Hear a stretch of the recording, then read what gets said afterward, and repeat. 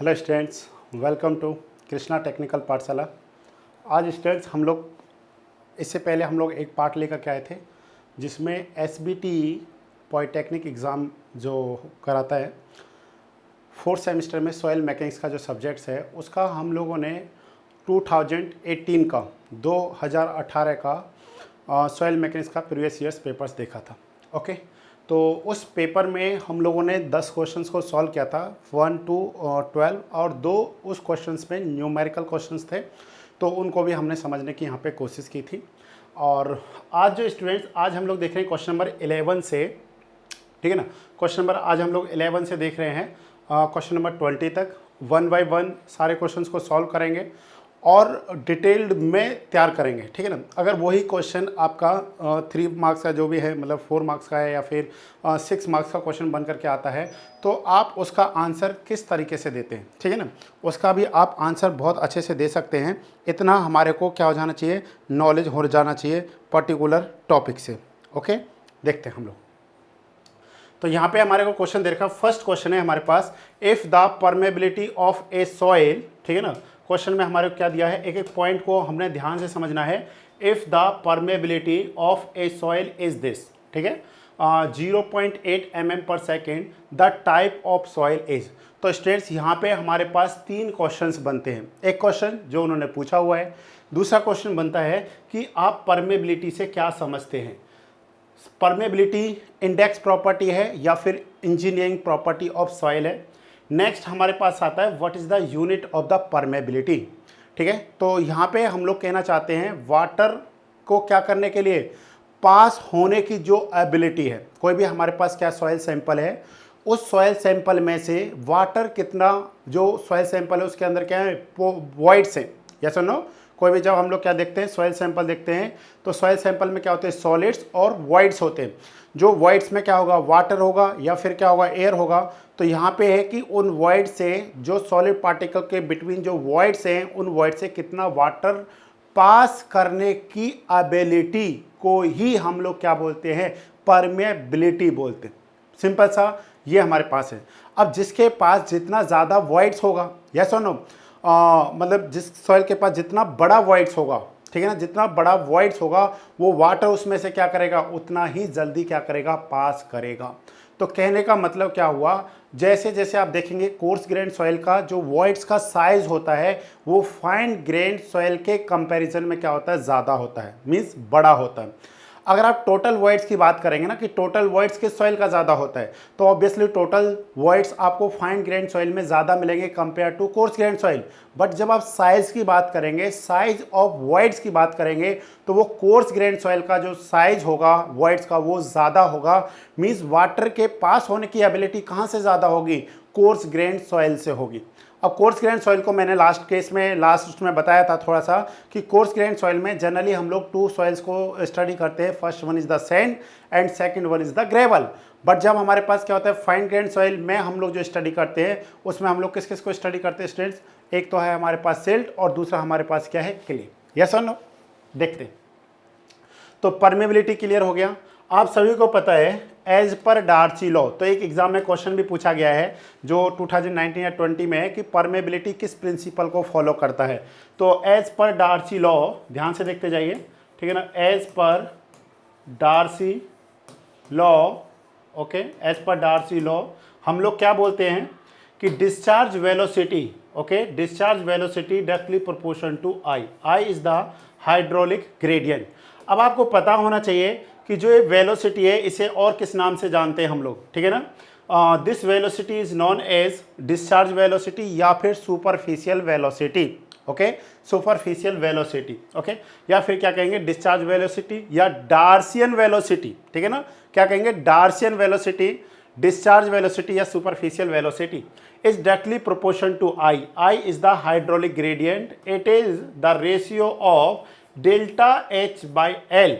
What is the L, L is the length of the sample. जैसे हम लोग देखेंगे, जैसे हमारे पास ये कोई भी सैंपल है, ठीक है ना, इसके अंदर हमने क्या रखा हुआ है, सॉइल सैंपल रखा हुआ है, और ये हमारे पास हो गया L, L is the length of the soil sample. और हम लोगों ने क्या कर रखा है, यहाँ पे हमारे पास क्या है, वाटर इस तरीके से है, और हम लोग यहाँ पे देख रहे हैं यहाँ पे इस तरीके से है। जो वाटर हेड में जो डिफरेंस है, ठीक है ना, जो वाटर हेड में जो ये वाला डिफरेंस है, this difference is known as the delta H. Okay, this difference is known as the delta H. जब क्या करेगा, वाटर इस सॉइल में से पास करेगा तो यहाँ पे हेड लॉस कितने का हो जाएगा, डेल्टा एच का होगा। कितने सॉइल सैंपल में से, किस लेंथ सॉइल सैंपल में से, एल लेंथ सॉइल सैंपल में से डेल्टा एच का क्या होगा, हेड लॉस होगा। तो यही हमारे पास क्या होता है, हाइड्रोलिक ग्रेडियंट होता है। ठीक है, जब आप इस प्रोपोर्शनल साइन को यहाँ से हटाते हैं तो आपको मिलता है V इक्वल टू के इंटू आई। यस और नो, V इक्वल टू हमारे पास क्या होगा, K into I. V is the velocity, I is the hydraulic gradient, it is the unit less because it is the ratio of same quantities. Means head loss को भी metre में और length को भी मीटर में count करेंगे। Metre by metre is the unit less quantity of hydraulic gradient. Means जो unit किसका होगा, वेलोसिटी का होगा, जो डायमेंशन किसका होगा, वेलोसिटी का होगा, सेम किसका होगा, यहाँ पे परमेबिलिटी का होगा। ठीक है ना, किसका होगा, परमेबिलिटी। तो हम लोग कह सकते हैं V K इक्वल टू किसका हो जाएगा, V अपॉन I के इक्वलेंट होगा। ठीक है, तो आप यहाँ से यूनिट भी देख सकते हैं, यूनिट इज द mm पर सेकेंड कह सकते हैं आप, यस और नो, या फिर दूसरा क्या कह सकते हैं आप, मीटर पर सेकंड कह सकते हैं, या फिर आप क्या कह सकते हैं, सेंटीमीटर पर सेकंड कह सकते हैं। इनमें से कोई भी एक हो जिसको हम लोग क्या कर सकते हैं, कंसीडर कर सकते हैं।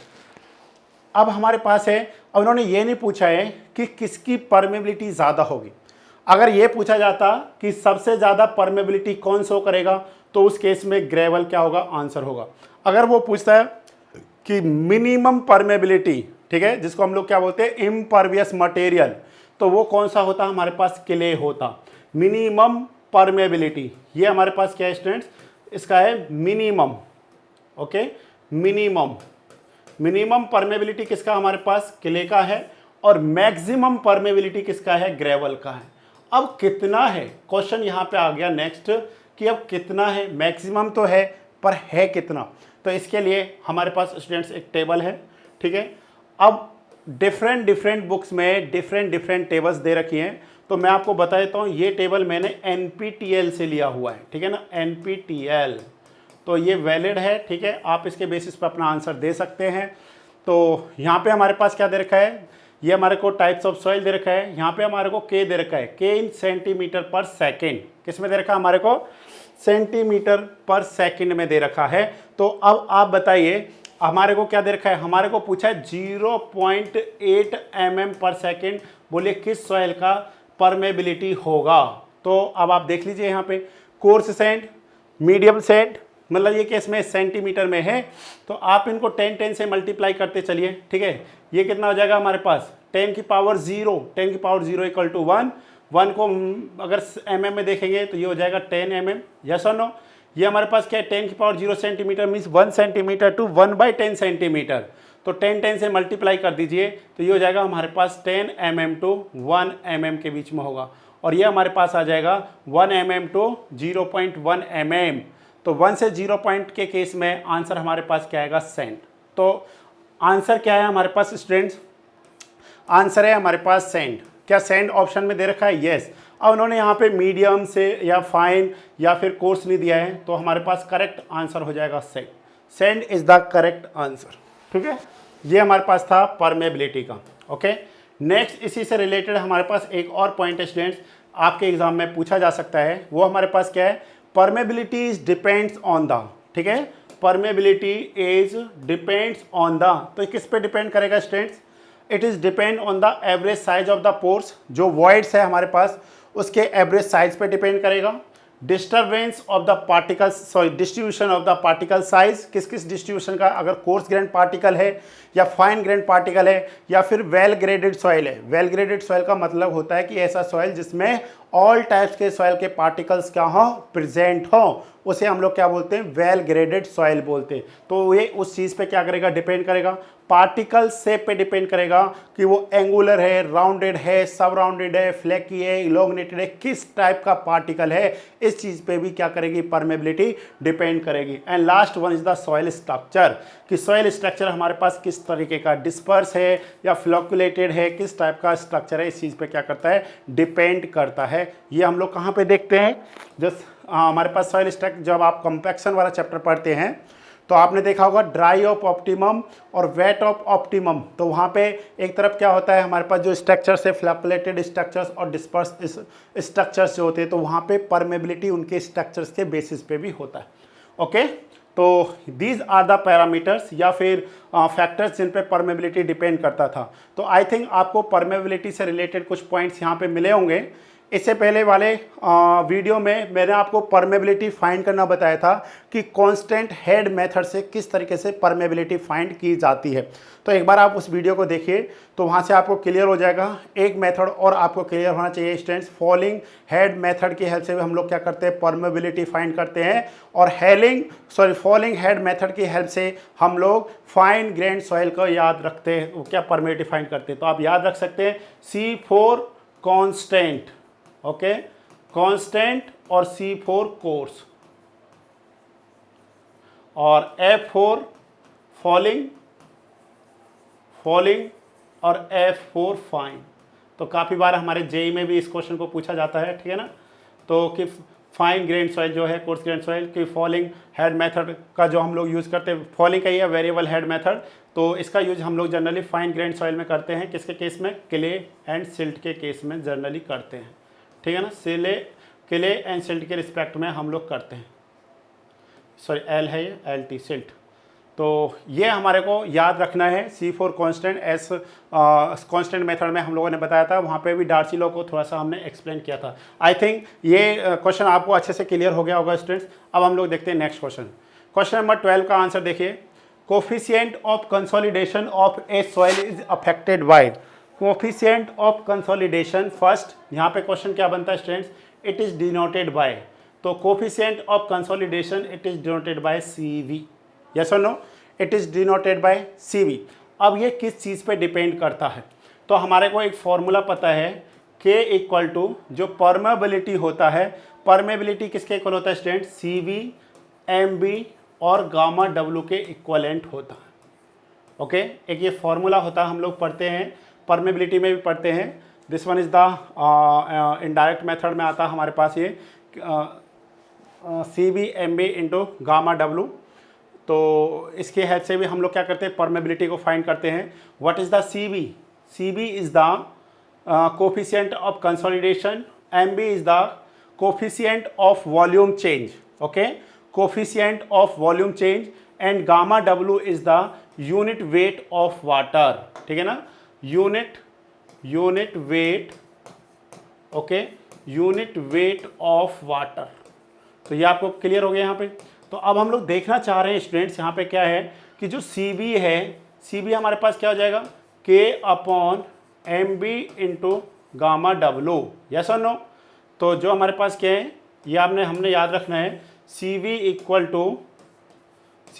To K upon MB into gamma W।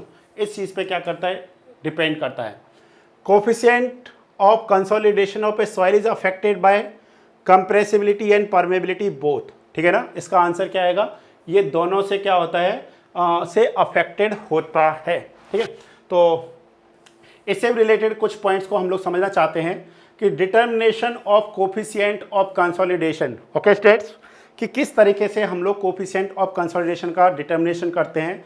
हमारे पास दो मेथड्स होते हैं। First one is the square root of time fitting method given by Taylor's. तो एग्जाम में ये भी क्वेश्चन पूछा जाता है कि ये मेथड किसने दिया है, ये टेलर्स ने दिया है। इसमें जो ग्राफ बनता है वो स्टूडेंट्स किस किस के बिटवीन में बनता है, तो square root of time fitting method, ठीक है। तो ये हमारे पास बनेगा, ये जो हमारे पास है, यहाँ से जो फॉर्मूला आता है, दिस फॉर्मूला इज, ये हो जाएगा हमारे पास CV इक्वल टू, एक फॉर्मूला होता है इससे पहले, वो मैं आपको बता देता हूँ, देन आपको क्लियर होगा, time factor, okay, time factor means T V equal to होता है C V into T upon D square. Yes और नो, ये हमारे पास क्या है, टाइम फैक्टर। टाइम फैक्टर का फॉर्मूला होता है C V into T upon D square. T मतलब होता है यहाँ पे कि ड्रेनेज जो कंसोलिडेशन में कितना टाइम लगता है, ठीक है ना। टी किस चीज़ को रिप्रेजेंट करता है, ये बताता है कि कितना टाइम कंसोलिडेशन होने में लगता है। डी का मतलब हो गया यहाँ पे डेप्थ ऑफ द सैंपल, ठीक है ना, डेप्थ ऑफ द सैंपल। और जनरली जो कंसोलिडेशन है ये हम लोग किस में देखते हैं, क्ले में देखते हैं। किस में देखते हैं स्टूडेंट्स, क्ले में देखते हैं, क्योंकि सैंड में तो इमीडिएटली क्या होता है, हो जाता है जो भी सेटलमेंट होता है। But in case of clay consolidation में ये एक टाइम डिपेंडेंट फिनोमिनन होता है, यहाँ पे बहुत टाइम लग जाता है कंसोलिडेशन प्रोसेस होने में, तो इसलिए धीरे धीरे धीरे धीरे क्या होता रहता है, यहाँ पे सेटलमेंट होता है। तो T V equal to C V into T upon क्या है, डी स्क्वायर। अब हमारे पास जो square root of time method है जो गिवन बाय टेलर्स है, यहाँ से हमारे को किसका मतलब 90% डिग्री ऑफ कंसोलिडेशन पे हमको क्या करना होता है, देखना होता है कि 90% कंसोलिडेशन में अगर हमारे को रिजल्ट फाइंड करने हैं तो हम लोग क्या करेंगे, square root of time fitting method को यूज़ करेंगे। अगर यही हमारे पास जो सेकंड मेथड है लॉगरिथम ऑफ टाइम मेथड, ठीक है ना, लॉगरिथम ऑफ टाइम मेथड, ठीक है। तो यहाँ पे ये हमारे पास आएगा u मतलब u में, और हमारे पास क्या होगा log t में हमारे पास क्या आएगा, हम लोग किसको देखेंगे, ग्राफ को देखेंगे u एंड log t। और यहाँ पे हमारे पास किस में होगा u and under root t में हम लोग यहाँ पे क्या देखेंगे, ग्राफ को देखेंगे, ठीक है। तो यहाँ से हमारे पास क्या आएगा स्टूडेंट्स, सॉरी, यहाँ से हमारे को क्या रिजल्ट मिलेगा, logarithm of time method C V equal to 0.196 D square by T 50। ये जो वैल्यू है टी वी का रिजल्ट क्या होता है हमारे पास, टी वी का जो रिजल्ट होता है पाई बाई 4 इंटू क्या होता है, यू स्क्वायर होता है, ठीक है। T V equal to pi by 4 into U square. T V is the time factor, U is the degree of saturation, ठीक है ना, U is the degree of saturation, saturation नहीं, कंसोलिडेशन, डिग्री ऑफ कंसोलिडेशन,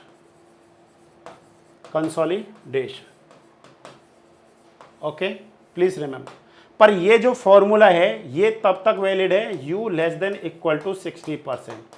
ये formula तभी तक valid है जब degree of consolidation क्या होगा, 60 या फिर लेस देन 60% होगा। उस केस में हम लोगों के लिए जो फॉर्मूला वैलिड है, ये फॉर्मूला क्या होता है, वैलिड होता है। नेक्स्ट स्टूडेंट्स, ये इंपॉर्टेंट है, यहाँ से काफ़ी बार एग्जाम में क्वेश्चंस फ्रेम होते हैं, ऑब्जेक्टिव्स बहुत बनते हैं कि 50 डिग्री ऑफ कंसोलिडेशन पे बताइए टाइम फैक्टर का वैल्यू क्या होगा, इट इज इक्वलेंट 0.196 के इक्वलेंट होगा। अब देखिए सभी को 50 एंड 90 का वैल्यू पता होता है, बट बहुत कम बच्चों को 60 का पता होता है। ऐसा नहीं है कि आप फाइंड नहीं कर सकते, फाइंड कर सकते हैं सिंपल सा, टी वी इक्वल टू क्या हो जाएगा, पाई बाई 4, यस और no, pi by 4 into U किस में, परसेंटेज में, होल स्क्वायर ले लीजिए इसका, तो टी वी, तो आप इसको क्या कह सकते हैं, पाई बाई 4 मल्टीप्लाई में 60 बाई 100, परसेंटेज में तो 60 बाई 100, ठीक है, का क्या कर दीजिए होल स्क्वायर, तो सिंपली कितना आ जाएगा, पाई बाई 4 मल्टीप्लाई में 0.36। जब आप सॉल्व करेंगे तो आपको यही वैल्यू हमको मिलेगा देखने को। बट स्टूडेंट्स आप ये वाला वैल्यू फाइंड नहीं कर पाएंगे क्योंकि यहाँ पे एक बड़ा फॉर्मूला यूज़ करते हैं हम लोग, तो इसलिए आप क्या करेंगे, इस फॉर्मूले को डायरेक्ट आपको क्या रखना पड़ेगा, याद रखना पड़ेगा, इसके अलावा कोई भी जरिया नहीं है। तो आई थिंक आपको ये क्वेश्चंस क्लियर हुआ होगा।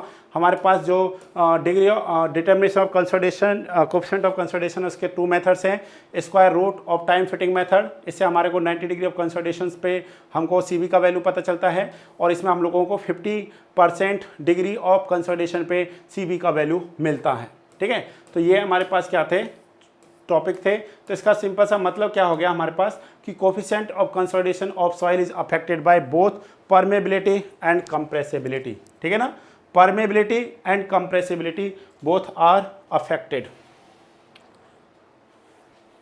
नेक्स्ट क्वेश्चन है हमारे पास students, question number 13। Question number 13 का आंसर देखिए, confined unconfined compressive strength test is. तो आप सभी को पता है कि हम लोगों को क्या करना है, shear strength parameter, okay, shear strength parameters, okay, parameters find करने के लिए हम लोग क्या करते हैं, 4 टेस्ट करते हैं। कौन कौन से टेस्ट है स्टूडेंट्स, ध्यान से देखिए, first one is the direct shear test होता है हमारे पास, ओके, डायरेक्ट शियर टेस्ट होता है। Second one is the triaxial compression test होता है, ट्राई एक्सल टेस्ट कहते हैं जनरली हम लोग उसको, triaxial shear test, okay, triaxial shear test. And जो हमारे पास थर्ड होता है वो है हमारे पास अनकन्फाइंड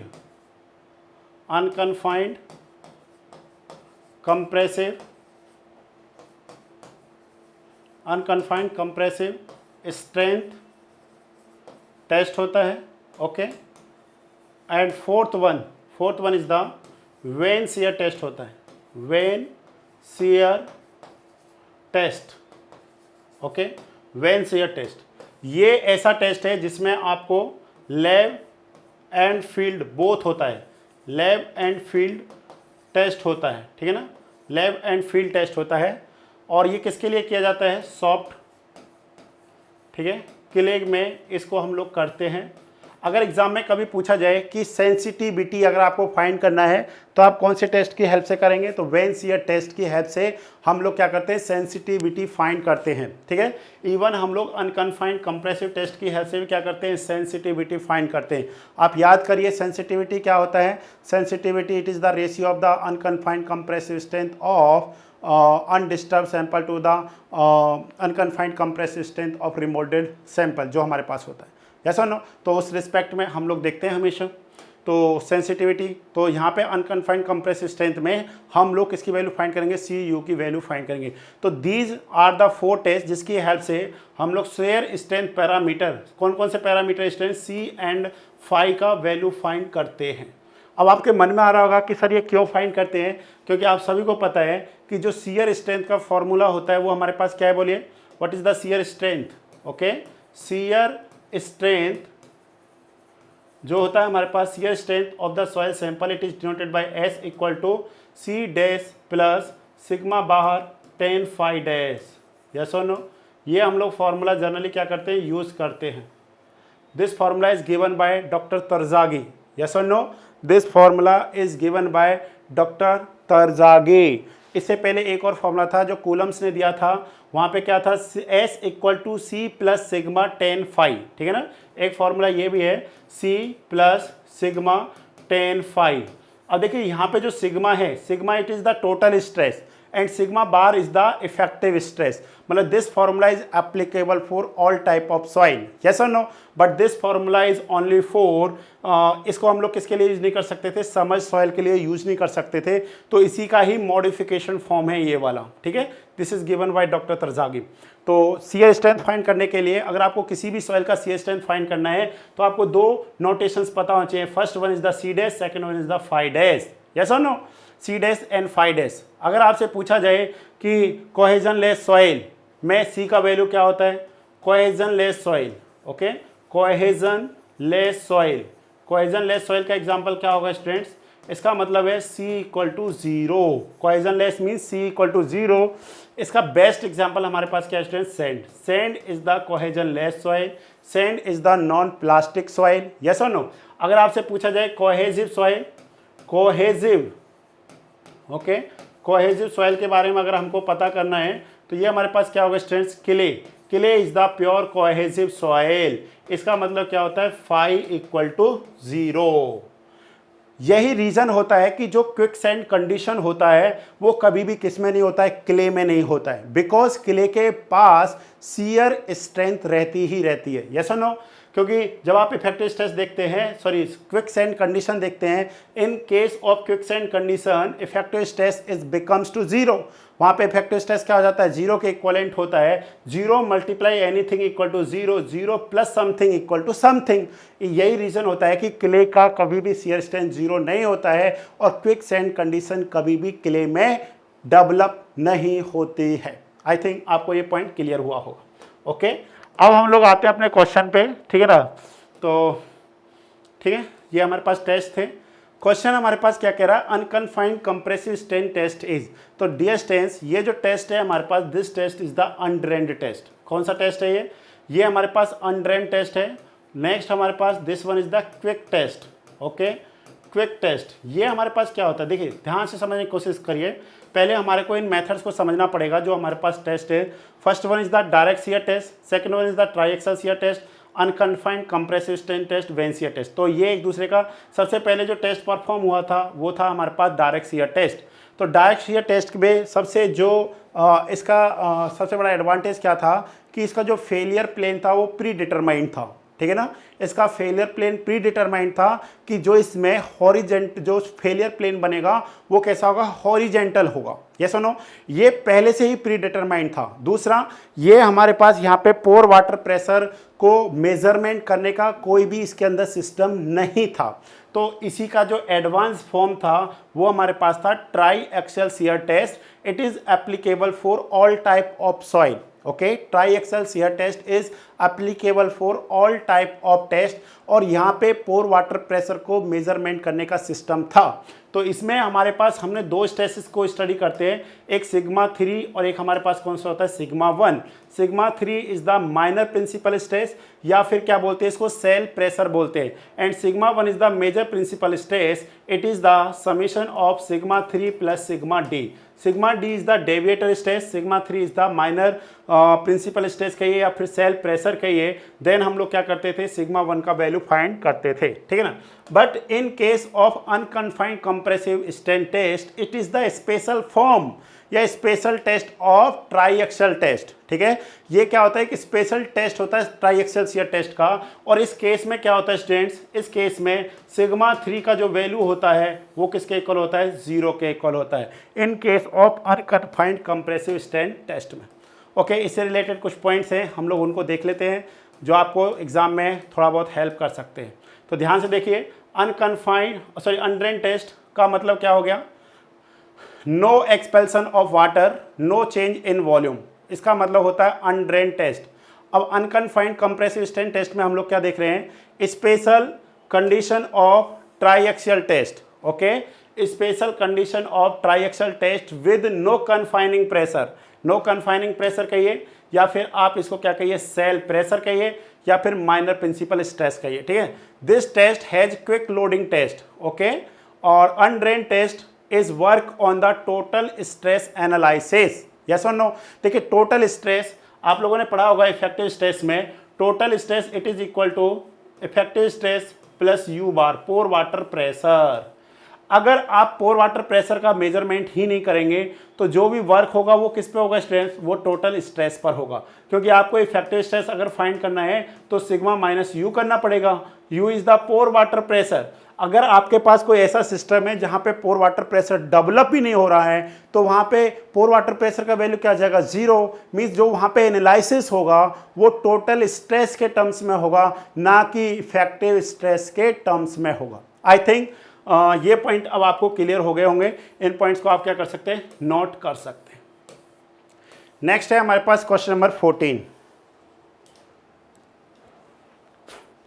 नेक्स्ट देखिए, क्वेश्चन नंबर 14 क्या दे रहा है, the coefficient of active earth pressure for a loose sand having an internal friction is 30 degree. तो आप देखिए, ध्यान रखिए, जब भी आपको एक्टिव अर्थ प्रेशर फाइंड करना है, coefficient of active earth pressure it is denoted bye के ए। एंड ये हमारे पास क्या होता है, 1 माइनस सिग्मा 5 अपॉन हमारे पास क्या हो जाएगा, 1 प्लस सिग्मा 5। ये हमारे पास रेशियो होता है K A equal to 1 minus sine 5 upon 1 plus sine 5। तो what is the 5 equal to 30 degree. तो आप वैल्यू फाइंड कर लीजिए, 1 upon 1 minus sine 30 upon 1 plus sine 30। Okay students, ये हमारे पास वैल्यू है 1 minus sine 30 upon 1 plus sine 30।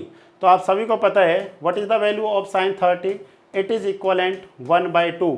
तो हम लोग कह सकते हैं 1 माइनस 1/2 अपॉन 1 प्लस 1/2। तो ये हमारे पास कितना हो जाएगा, 2 माइनस 1 अपॉन 2 मीन्स 1/2। ये हो जाएगा हमारे पास 2 प्लस 1 3/2 और फाइनली वैल्यू आएगा 1/3। 1/3 is the coefficient of active earth pressure. Okay, which option is correct? A option is correct. Yes or no? Which option is correct? A option is correct. अगर आपसे पूछा जाता KP, तो Kp का value कैसे find करते हैं students, 1 plus sine phi upon 1 minus sine phi. Okay, तो ये हो जाएगा students 1 plus 1/2 upon 1 minus 1/2 it is equal to 3। ये हमारे पास क्या आएगा, 3 के इक्वलेंट आएगा।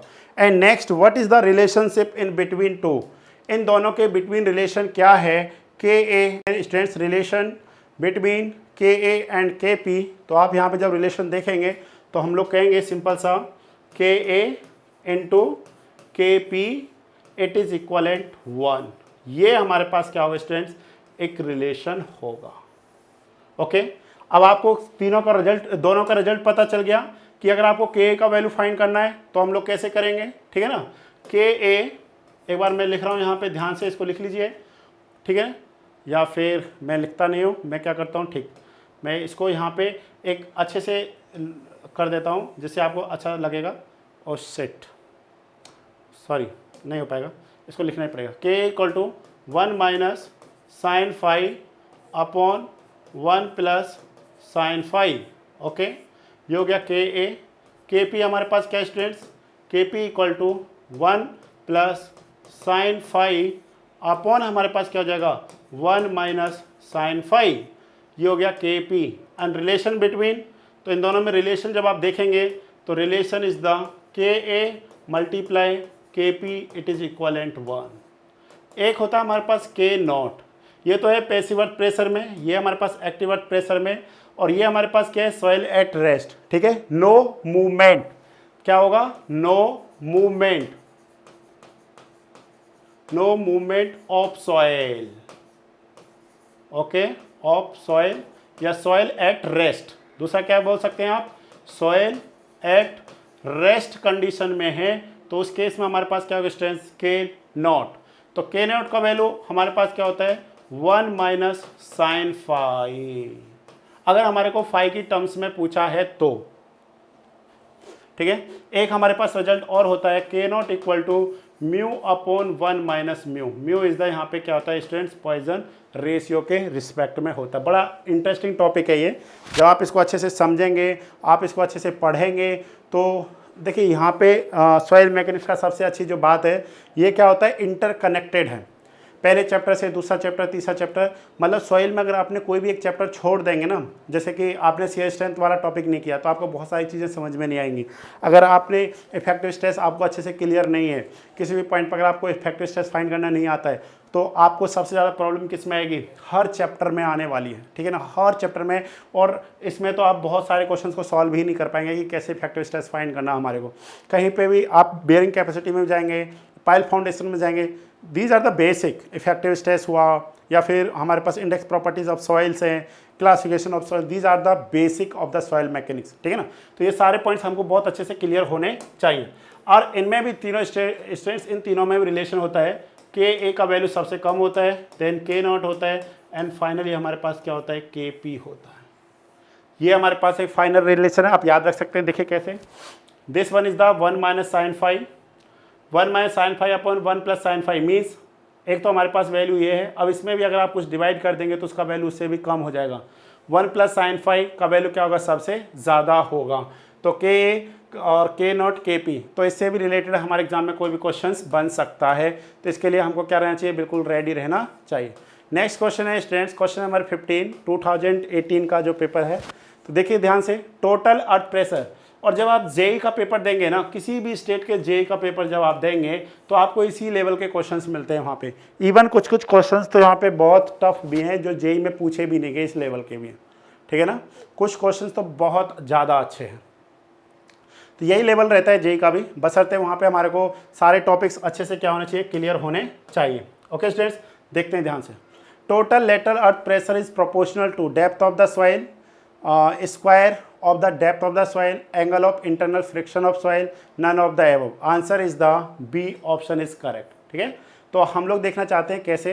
एक होता है हमारे पास लेटरल अर्थ प्रेशर, ठीक है ना, lateral earth pressure. Total lateral earth pressure में जैसे हम लोग देखना चाहते हैं, सपोज ये हमारे पास क्या है स्टूडेंट्स, कोई भी ग्राउंड सरफेस लाइक दिस, ये हमारे पास क्या है, कोई भी एक ग्राउंड सरफेस, क्या हमारे पास ये ग्राउंड सरफेस। अब आप इसमें एच डेप्थ नीचे यहाँ पे आप पता करना चाहते हैं, ठीक है ना, this height is the H. तो अब हम लोग यहाँ पे क्या बनाएंगे, इसका डायग्राम बनाएंगे। तो जो डायग्राम होगा हमारे पास, ठीक है ना, एक्टिव अर्थ प्रेशर या फिर एक्टिव क्या पैसिव अर्थ प्रेशर का जो डायग्राम होगा वो हमारे पास, सॉरी, ठीक है, जो हमारे पास क्या होगा डायग्राम होगा, एक सेकेंड,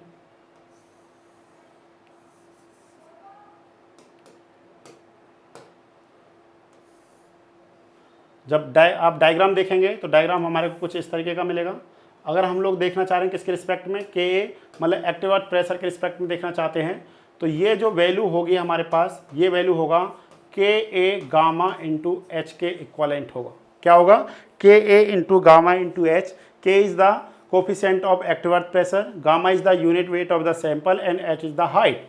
अब आपसे ये नहीं पूछा है this is the active earth pressure, पर उन्होंने पूछा है टोटल लेटरल अर्थ प्रेशर। तो स्टूडेंट जो इसका क्या होगा एरिया होगा उसे हम लोग क्या कहेंगे, total, okay, total lateral earth pressure.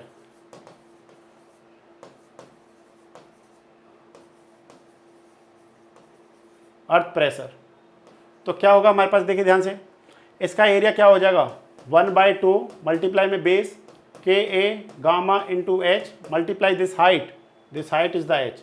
तो फाइनली कितना हो जाएगा 1/2 K A gamma into H square. बोलिए what is the H, H is the, H जो हमारे पास है H is the depth of the soil, और जो लेटरल अर्थ प्रेशर होगा total earth pressure per unit length of the wall, ठीक है ना, per unit length of the wall के रिस्पेक्ट में जब हम लोग देखेंगे स्टूडेंट्स, तो हमारे पास क्या आ जाएगा, ये हो जाएगा हमारे पास square of the depth of the soil sample. Same अगर पैसिव के रिस्पेक्ट में देखेंगे तो के पी 1/2 के पी गामा एच स्क्वायर हो जाएगा। वो डिपेंड करता है जब हम लोग क्वेश्चंस देखते हैं वहाँ पे तो किस तरीके से आता है। नेक्स्ट क्वेश्चन है स्टूडेंट्स, क्वेश्चन नंबर 16, बताइए क्या आंसर आएगा। The settlement of a group of friction pile as compare to that of the single pile is. तो बताइए इसका क्या आंसर आएगा। The settlement of a group of friction pile as compare to that of a single pile is more, ठीक है। तो इसमें क्या होता है, मोर होता है। अब इसके पीछे रीज़न क्या है, जो आप रीज़न देखेंगे यहाँ पे, तो हमारे पास जो स्ट्रेस क्या होता है, हमारे पास स्ट्रेस जोन जो होता है, अगर आप सिंगल पाइल के रिस्पेक्ट में देखेंगे, जैसे हमारे पास this one is the single pile, तो यहाँ पे जब आप इसका स्ट्रेस जोन देखेंगे तो वो इस तरीके का बनेगा। बट जब आप क्या देखते हैं ग्रुप में देखेंगे, लाइक दिस, 1 2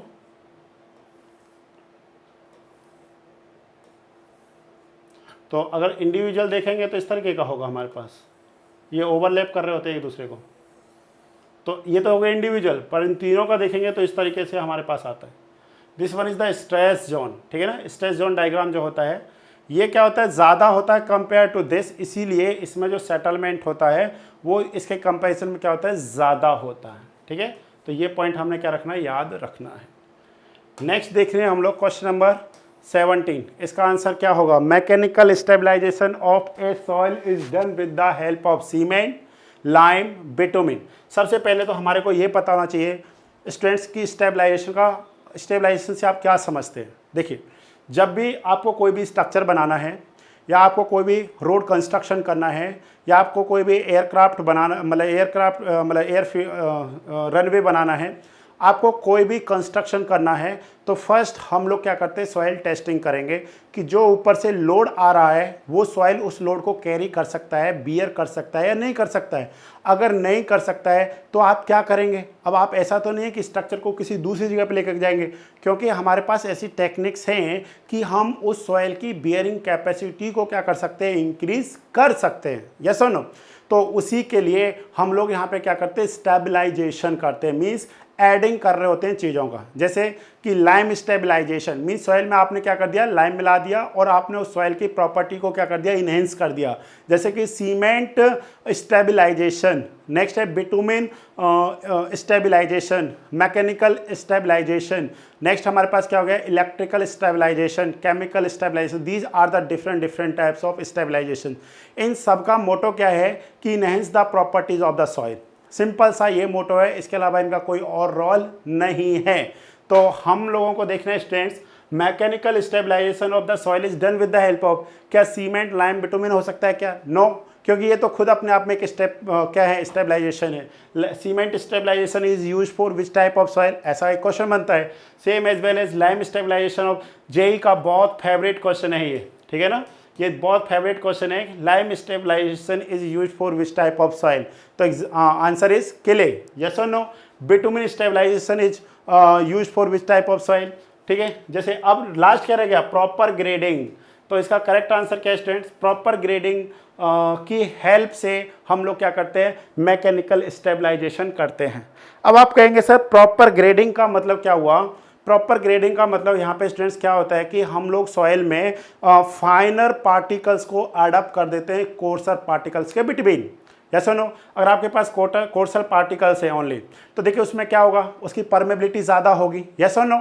उसमें क्या होगी, परमेबिलिटी ज़्यादा होगी, उसमें कंप्रेसिबिलिटी क्या होगी, ज़्यादा होगी। तो हम लोग क्या करेंगे, उसमें अगर फाइन पार्टिकल्स को अडॉप्ट कर दें तो वो क्या करते हैं, जो स्ट्रेंथ पैरामीटर्स होते हैं उनको क्या करते हैं, इंक्रीज करते हैं, यस और नो। जैसे स्ट्रेंथ है, शियर स्ट्रेंथ है, बियरिंग स्ट्रेंथ है, इन सब को क्या किया जाएगा, इंक्रीज किया जाएगा। तो बाय ग्रेडिंग का मतलब है यहाँ पे हमने क्या करना है, ग्रेडेशन करना है, मीन्स एडिंग करना है। अब कुछ पॉइंट्स हैं हमारे पास related to mechanical stabilization and other stabilizations, ठीक है। तो ये पॉइंट्स आपने याद रखने हैं, ये एग्जाम में आपको बहुत हेल्प कर सकते हैं। Mechanical stabilisation also known as the granular stabilisation, किसके नाम से जानते हैं स्टूडेंट्स हम लोग इसको, ग्रेनुलर स्टेबलाइजेशन के नाम से जानते हैं। In this improving the properties of the soil by changing it's gradation, means हम लोग क्या कर रहे हैं, पार्टिकल्स को क्या कर रहे हैं, डिफरेंट पार्टिकल्स को एड अप कर दे रहे हैं। नेक्स्ट है अकॉर्डिंग टू फुलर, ठीक है, ये एग्जाम में काफ़ी बार फॉर्मूला पूछा जाता है कि according to Fuller the density is achieved if the particle size, हमारे को मैक्स डेंसिटी चाहिए तो हम लोग क्या कहेंगे, the density is achieved, max density हमको अगर अचीव करना है तो हम लोग क्या करेंगे, कोर्सर पार्टिकल्स में फाइनर पार्टिकल्स का क्या कर देंगे स्टूडेंट्स, एडअप करेंगे। तो if the particle size distribution of the mixture satisfy the following criteria, तो इस क्राइटेरिया को क्या करना चाहिए, फॉलो करना चाहिए। अगर वो इस क्राइटेरिया को फॉलो करता है अकॉर्डिंग टू फुलर, तो हमारे को क्या मिलेगी, मैक्स डेंसिटी मिल सकती है। तो small D by capital D की power 0.5, P is the percentage of soil mixtures passing sieves और सीव ऑफ साइज डी, तो ये क्या हमारे पास सीव साइज है, और डी का मतलब हो गया max size of the particle, जो भी हम लोगों ने क्या कर रखा है, पार्टिकल को यूज़ कर रखा है। नेक्स्ट है हमारे पास students stabilization and types of the soil. जैसे हमारे पास बहुत सारे stabilization, mechanical stabilization, cement stabilization, lime stabilization, bitumen stabilization and electrical, जिसको हम लोग क्या बोलते हैं, इलेक्ट्रिकल ऑस्मोसिस बोलते हैं।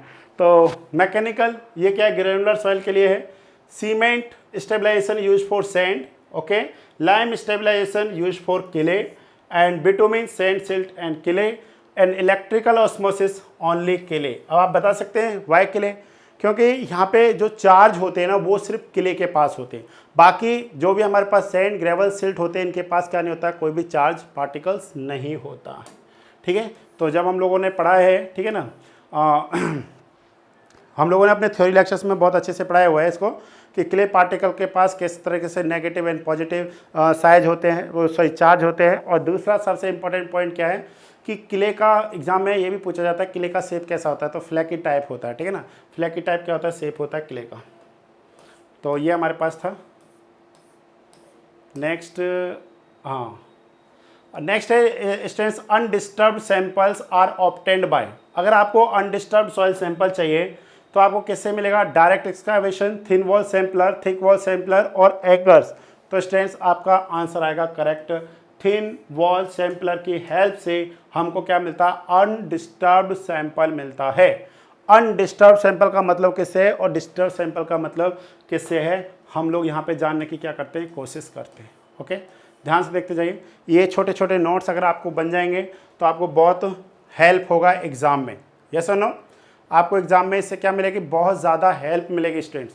तो यहाँ पे क्या हमारे पास सैंपल्स भी हमारे पास टू टाइप्स ऑफ सैंपल है। First one is the disturb sample and second one is the undisturbed sample. Undisturbed sample का मतलब होता है कि जब किसी सॉइल को आप फील्ड में लेकर के जाते हैं तो उसकी वही प्रॉपर्टीज होनी चाहिए जो प्रॉपर्टीज किसमें थी, फील्ड में थी। ठीक है ना, जब भी आप उस पर क्या कर रहे हैं, कोई भी टेस्ट कर रहे हैं, उस टेस्ट में मतलब सेम हम लोग पता कर पाएँ कि कितना स्ट्रेस बियर कर सकता है, क्या वाटर कंटेंट है, क्या वॉइड्स हैं, कितना स्ट्रेस है, कितना स्ट्रेस पास्ट में था, कितना स्ट्रेस को ये कैरी कर सकता है, क्या बियरिंग कैपेसिटी है, क्या शेयर स्ट्रेंथ है। तो ये सारे पॉइंट्स हमको कहाँ से पता चलते हैं डियर स्टूडेंट, जब हमारे पास सॉइल कैसा होगा, अनडिस्टर्ब्ड सॉइल सैंपल होगा। ठीक है, नेक्स्ट हमारे पास क्या है, डिस्टर्ब सैंपल भी टू टाइप्स का होता है, रिमोल्डेड एंड रिप्रेजेंटेटिव। रिप्रेजेंटेटिव का मतलब है कि उसमें जो भी कॉन्स्टिट्यूएंट्स हैं वो ऑल सेम है किसी भी पर्टिकुलर प्लेस पे, उस टाइप को हम लोग क्या बोलते हैं, रिप्रेजेंटेटिव कहते हैं। रिमोल्डेड का मतलब है उसको किसी शेप में चेंज किया है, रिमोल्डेड करके उसकी स्ट्रेंथ क्या होती है, डिक्रीज हो जाती है। अब हम लोग देख रहे हैं यहाँ पे disturbance can be classified in following basic types. मतलब डिस्टर्ब सॉइल सैंपल से आप क्या समझते हैं, change in stress condition, water content and void ratio. मतलब डिस्टर्ब सॉइल सैंपल का मतलब क्या है कि उसका चेंज हो चुका है, वाटर कंटेंट चेंज हो चुका है, वॉइड रेशियो चेंज हो चुके हैं। ठीक है ना, नेक्स्ट क्या है, disturbance in the soil structure, और जो उसका सॉइल स्ट्रक्चर है वो भी क्या हो चुका है, डिस्टर्ब हो चुका है, केमिकल चेंजेस हो चुके हैं। इस टाइप का जो रहेगा उसे क्या बोलते हैं, डिस्टर्ब सॉइल सैंपल बोलते हैं। Next one is the undisturbed soil sample, no change due to disturbance of the soil structure. मतलब डिस्टर्बेंस के कारण इसके स्ट्रक्चर में कोई भी चेंज नहीं आता है। No change in void ratio and water content, no change in constituents and chemical properties. तो इसे हम लोग क्या कहेंगे, अनडिस्टर्ब्ड सॉइल सैंपल कहेंगे स्टूडेंट्स। नेक्स्ट है हमारे पास requirement of good sampling process.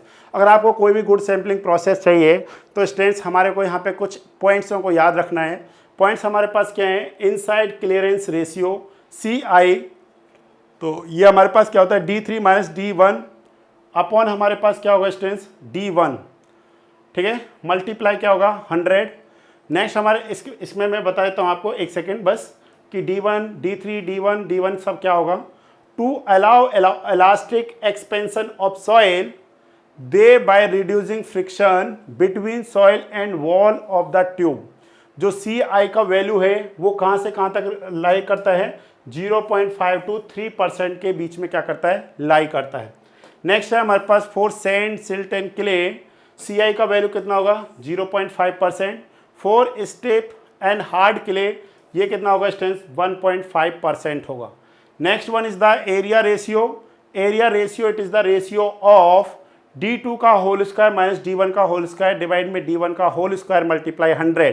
For undisturbed soil sample area ratio it is less than equal to 10%। तो एग्जाम में काफ़ी बार क्वेश्चन पूछा गया है, इवन ये क्वेश्चन गेट में भी पूछा जाता है। ठीक है ना, किसी भी एग्जाम में JSDO में कोई रह ही नहीं सकता कि इससे कोई क्वेश्चन नया है।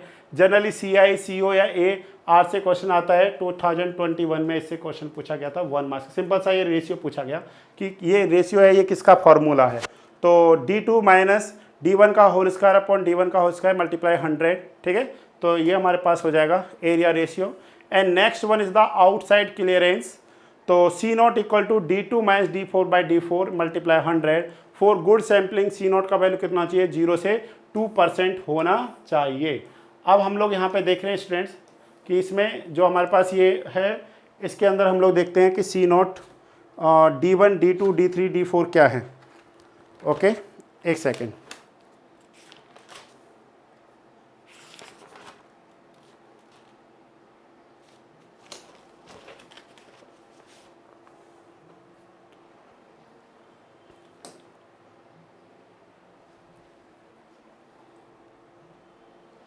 this one is the D1,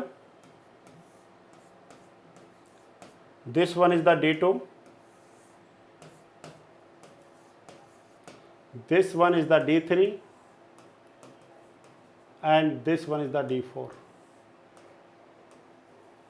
okay students, जो हमारे पास यहाँ पे जो कटिंग एज है, ठीक है ना, this is the cutting edge and this is the tube sampler. ठीक है ना, this is the tube, this is the cutting edge.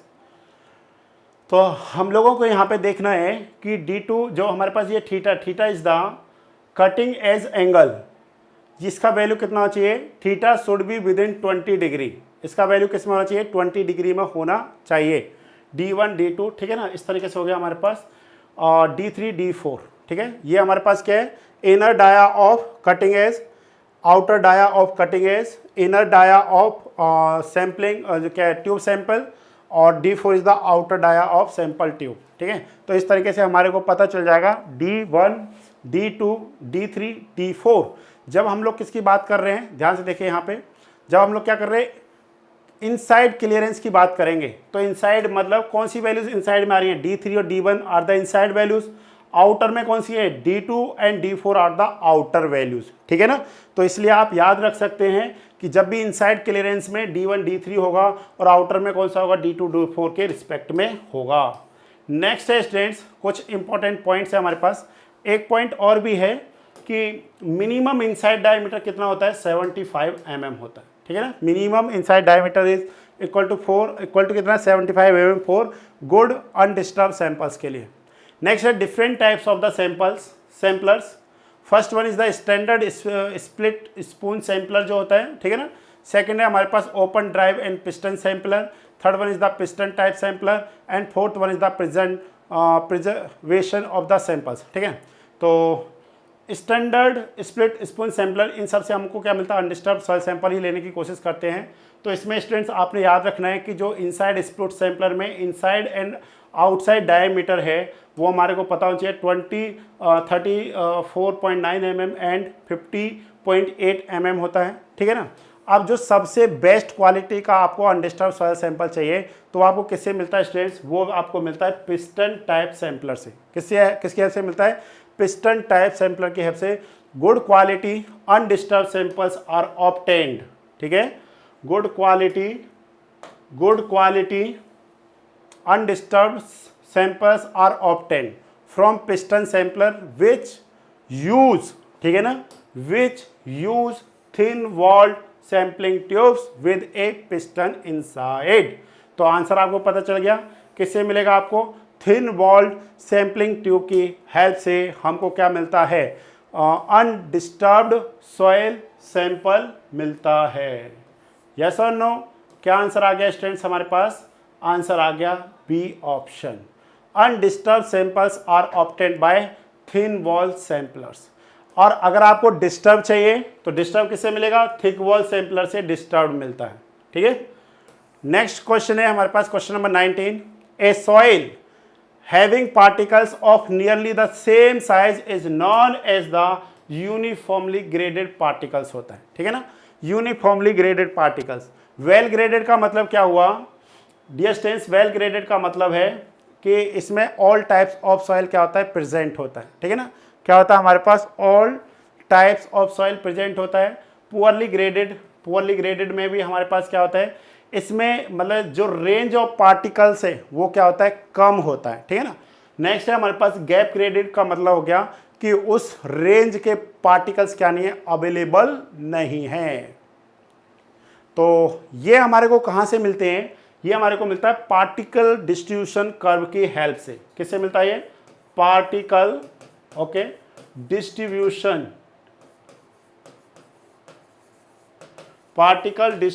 Curve, particle distribution curve की हेल्प से हमको क्या है, ये मिलता है सारी चीज़ें। एक सेकंड, कोई भी चीज़ गलत नहीं होनी चाहिए स्टूडेंट्स, क्योंकि फिर आप लोगों को ना यही चीज़ें याद हो जाएंगी हमेशा के लिए।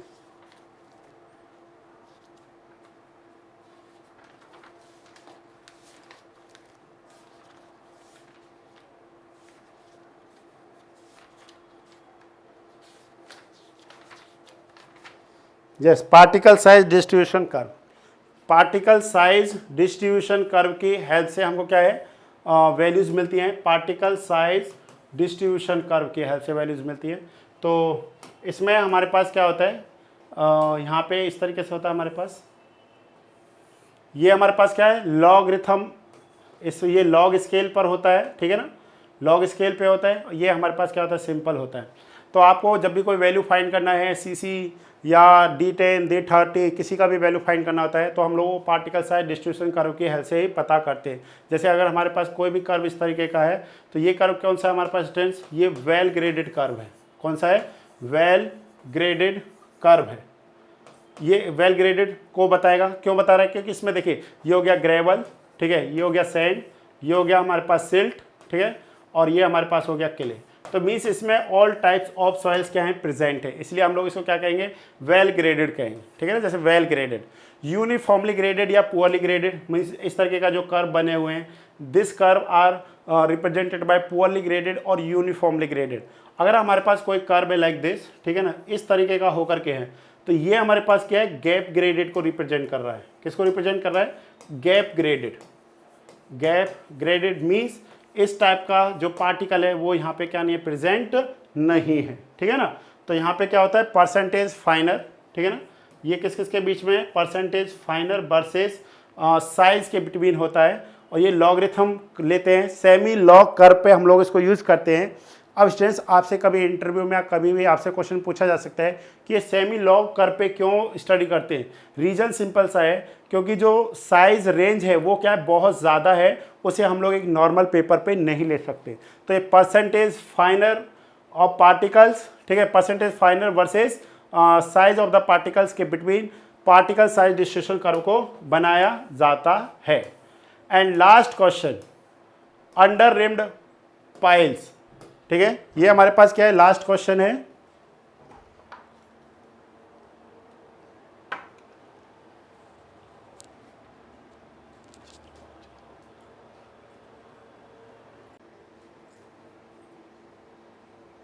ओके, तो देख ये हमारे पास हो गया, under reamed piles are generally bored piles होता है। अब इससे रिलेटेड कुछ पॉइंट्स हैं, आप इन पॉइंट्स को याद रख सकते हैं एग्जाम पॉइंट ऑफ व्यू से। These piles are used in expensive soil like black cotton soil to prevent uplift oblique swelling pressures. Next students, आपको पता होगा कि इसमें हम लोग क्या बनाते हैं, बल्ब बनाते हैं। इसका जब आप कंस्ट्रक्शन देखेंगे, जैसे फॉर एग्जांपल ये हमारे पास ग्राउंड है, इसमें इस तरीके का, ठीक है ना, बल्ब टाइप बनाया जाता है, इस तरीके का, ठीक है। इस टाइप का हमारे पास क्या होता है, ये इस टाइप का जो हमारे पास क्या होगा, पाइल होगा, इसे हम लोग बोलते हैं अंडर रिम्ड पाइल, ठीक है ना। तो ये हमारे पास जो बल्ब है, इसका डाया क्या होता है, बी नॉट, जैसे बी नॉट हो गया, and this dia is the B, ठीक है। अगर हमारे पास क्या मल्टी बल्ब है लाइक दिस, ठीक है ना, मल्टी बल्ब है, इस तरीके से हमने अगर बनाया हुआ है, तो एग्जाम में ये भी पूछा जाता है कि सेंटर टू सेंटर स्पेसिंग क्या होता है, ठीक है ना। इस तरीके के 2-3 क्वेश्चंस बनते हैं, आपने इनको याद रखना है, ठीक है ना। तो यहाँ पे जो बेस होता है, इसका बेस रेजिस्टेंस क्या होता है, इंक्रीज हो जाता है, ठीक है ना। इसका जो बेस रेजिस्टेंस है, ड्यू टू दिस, इसका बेस रेजिस्टेंस क्या कर जाता है, इंक्रीज कर जाता है। तो हम लोग यहाँ पे कुछ इंपॉर्टेंट पॉइंट्स इनको लिख सकते हैं। Position of bulb should be stable zone, it means no fluctuation of water. जहाँ पे फ्लक्चुएशन ऑफ वाटर नहीं होगा, वहाँ पे बल्ब को क्या किया जाता है, बनाया जाता है generally. Bulb dia B U should be 2 to 3 times of the shaft dia, मतलब हम लोग कह सकते हैं यहाँ पे बी यू क्या होगा, हमारे पास 2 to 3 टाइम्स ऑफ क्या होगा, बी होगा। B is the bulb dia of the shaft, and centre to centre spacing bulb should not be less than 1.5 BU, मतलब जो ये स्पेसिंग है ये क्या नहीं हो सकता है, 1.5 BU से कम नहीं हो सकता है। तो ये हमारे पास इंपॉर्टेंट पॉइंट्स थे स्टूडेंट्स। आपको ये सारी चीज़ें अच्छी लगी होंगी शायद एक्सप्लेनेशन। ये हमारे पास 2018 के पेपर का सारा एक्सप्लेनेशन हमने आपको दिया है। नेक्स्ट हम आपके लिए लेकर के आएंगे 2019 सॉइल मेकिंग्स का पहले, फिर 20 का, इस वीक में आपको 19 का भी दे देंगे, तो आपको हेल्प हो जाएगी एग्ज़ाम में। आफ्टर दैट हम लोग मैकेनिक्स मॉस का करेंगे, ठीक है ना। और स्टूडेंट्स अगर आपको और भी अगर आपको पेपर का चाहिए तो आप हमको बता सकते हैं, कमेंट कर सकते हैं, आपके पास पेपर है तो आप हमको दे सकते हैं, ठीक है स्टूडेंट्स। और एक पॉइंट और बताना चाहते हैं कि हम लोग जो पढ़ा रहे हैं ये आपको गया से पढ़ा रहे हैं, गया डिस्ट्रिक्ट से। अगर आपको ऑनलाइन ऑफलाइन किसी भी माध्यम से अगर आपको हमारे साथ जुड़ना है तो आप हमारे साथ जुड़ सकते हैं। Okay students, thank you.